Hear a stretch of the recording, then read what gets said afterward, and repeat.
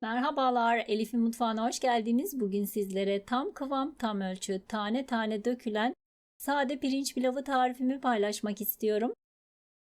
Yeni tariflerimden haberdar olabilmek için kanalıma abone olup zile basarak bildirimleri açmayı unutmayınız.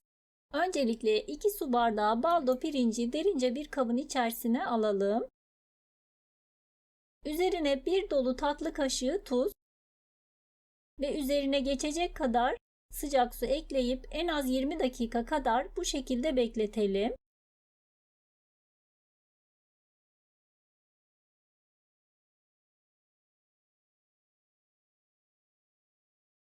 Daha sonra yanmaz yapışmaz bir tencerenin içerisine 2 yemek kaşığı sıvı yağ ve 2 dolu yemek kaşığı tereyağı alıp eritelim.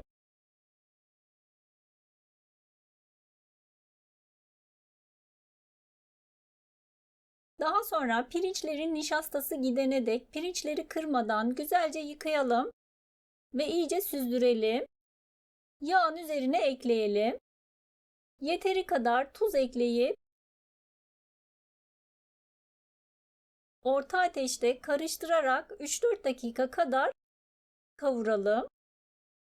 Tabii kavururken dikkatli bir şekilde karıştıralım ki pirinçlerimiz kırılmasın. Bakın pirinçler hafif birbirine yapışmaya başladı.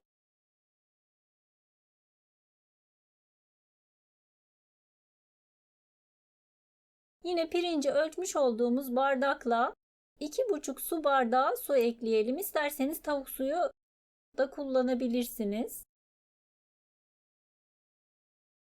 Yarım tatlı kaşığı toz şeker, 1-2 damla limon suyu ekleyip karıştıralım.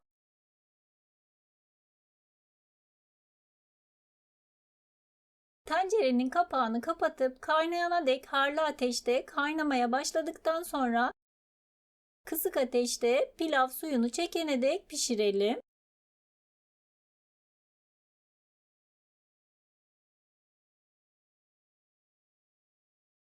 Kaşıkla tencerenin kenarından suyunu çekti mi diye bakarak suyunu çektikten sonra ocaktan alalım.